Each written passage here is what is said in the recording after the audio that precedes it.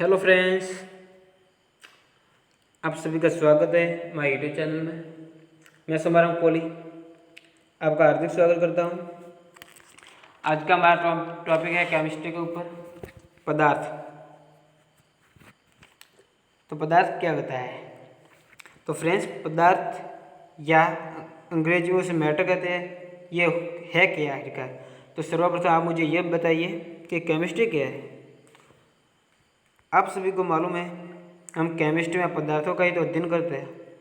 छोटे छोटे कण, छोटे जो अणुओं का ही तो अध्ययन करते हैं, यौगिकों का अध्ययन करते हैं। वही केमिस्ट्री में आप टोटल मिला के बोल सकते हो कि हम पदार्थों की तो स्टडी करते हैं। तो केमिस्ट्री में आप पदार्थों का यूज करते हो। तो पदार्थ आखिरकार है क्या? तो पदार्थ की परिभाषा एक छोटी सी लैंग्वेज में बता दूं। पूरे ब्रह्मांड में नहीं, हम केवल पृथ्वी की बात नहीं कर रहे हैं, पूरे ब्रह्मांड की बात कर रहे हैं कि पूरे ब्रह्मांड में हर वह वस्तु जिसमें कुछ न कुछ द्रव्यमान हो, जरा कुछ स्थान घेरती हो, उसे हम पदार्थ या मैटर कहते हैं। सिंपल ट्रिक से बता दूं कि पदार्थ वे होते हैं जो पूरे ब्रह्मांड में, या आप कह सकते हो कि पदार्थ वह है जिसमें कुछ न कुछ बार हो या कुछ स्थान घेरती हो, उसे हम पदार्थ या मैटर कह सकते हैं। पदार्थ हमेशा, पदार्थ जो भी वस्तु होगी, ठीक है, कि पदार्थ जो भी वस्तु होगी उसमें अगर बार हो या फिर वो स्थान घेरती हो तो वे सारी वस्तुएं हमारी क्या कहलाएगी? पदार्थ कहलाएगी या मैटर कहलाएगी।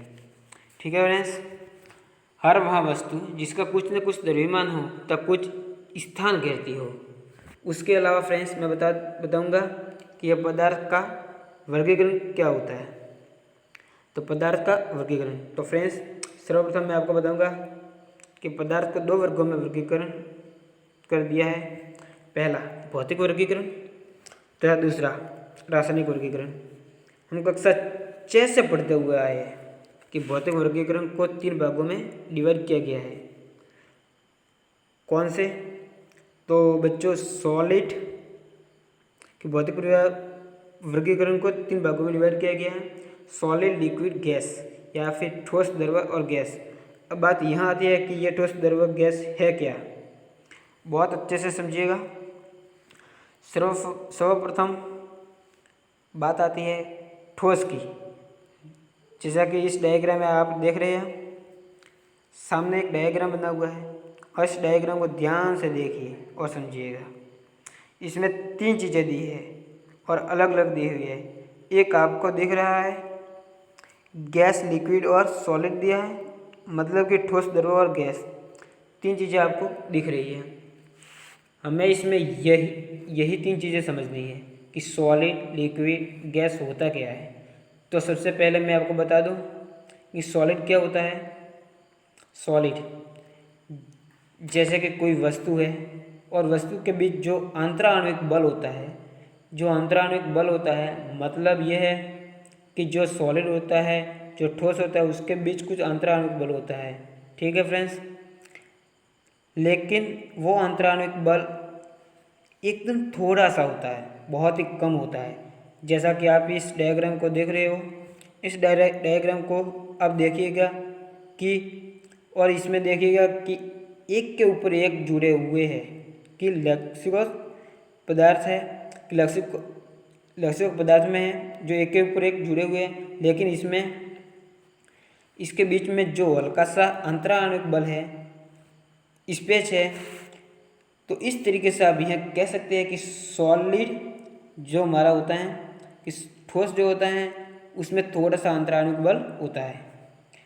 उसी के सेम लिक्विड जो हमारा होता है उसमें थोड़ा ज़्यादा, सॉलिड की तुलना में थोड़ा ज़्यादा होता है अंतराणविक बल। उसमें बहुत सारा अंतराणविक बल, गैस होता है ना, उसमें बहुत सारा अंतराणविक बल होता है। जो हमारे सॉलिड होता है उसका आकार निश्चित होता है, कि जो हमारा सॉलिड होता है उसका आकार निश्चित होता है। कैसे आकार निश्चित होता है? जैसे कि आप इस डायग्राम को देख रहे हैं, डायग्राम में आपको एक चीज़ समझ में आ रहा होगा। एक चीज़ के बारे में बता दूं आपको कि इस वस्तु को मान लेते हैं कि ये एक ईंट है। क्या है? ईंट। और इस वस्तु को यहाँ पे रख ली है तो उसमें उतना ही स्थान घेरा कि उसने उतना ही स्थान घेरा जितनी बड़ी वस्तु है। तो कहने का मतलब यह है कि इसका आयतन होता है वह निश्चित होता है, कि इसका आयतन होता है वह निश्चित होता है। जितनी बड़ी चीज़ होगी उसका उतना ही आयतन होगा। ठोस का आयतन हमेशा निश्चित होता है। ठीक है फ्रेंड्स, अब बात आती है लिक्विड की। क्या लिक्विड में आयतन निश्चित नहीं होता? एक बात समझने वाली है कि सॉलिड में तो हमें समझ में आ गया है। तो क्या लिक्विड में हमारा आयतन निश्चित नहीं है या है? अगर आप एक गिलास में 1 लीटर पानी लीजिए तो कितने स्थान घेरती है? जितने गिलास में आपने पानी डाला उतना स्थान घेरती है। अगर आप उसी को एक घड़े में पानी भर देते हैं तो उस घड़े का आयतन क्या होगा? घड़े का आकार ले लेगा, कि वहाँ पानी घड़े का आकार लेगा। मतलब कि वह उस शेप में आ जाएगा जितना बड़ा उसका घड़ा है। अगर आप पूरे ड्रम में उतना ही पानी लेते हैं, जैसा कि 1 लीटर पानी लेते हैं, तो वह ड्रम का शेप ले लेगा या ड्रम का आकार ले लेगा, वो ड्रम का आयतन ले लेगा।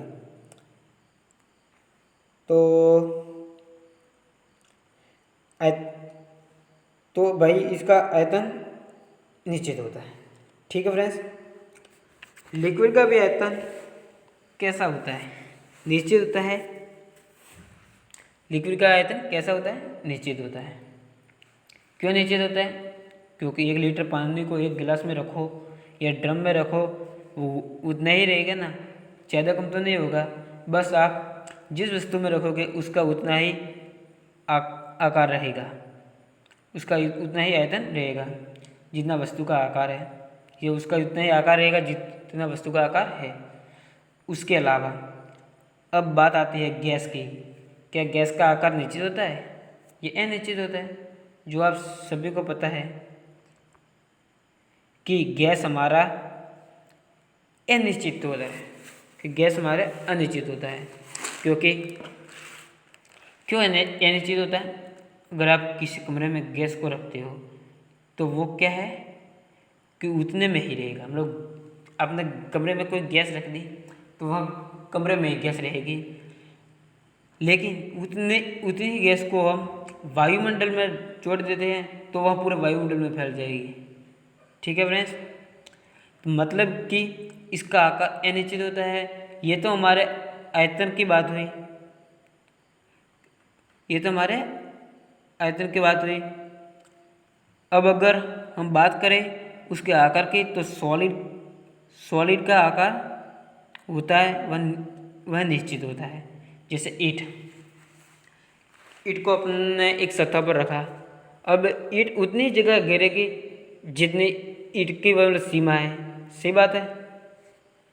और लिक्विड का आकार अनिश्चित होता है। ठीक है फ्रेंड्स, क्योंकि लिक्विड बोले तो तरल पदार्थ, द्रव्य पदार्थ, जैसे कि पानी का आकार कोई निश्चित नहीं होता है। अब पानी को भी किसी सतह पर डाल दो, उसका आकार कभी भी निश्चित नहीं होगा। वह ऐसे ही कभी इस तरफ बहेगा तो कभी उस तरफ बहेगा। ठीक है फ्रेंड्स, और गैस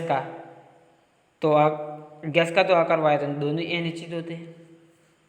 यह तो आपको मालूम ही होगा कि गैस का तो आकार व आयतन दोनों ही निश्चित होते हैं। तो ठीक है फ्रेंड्स,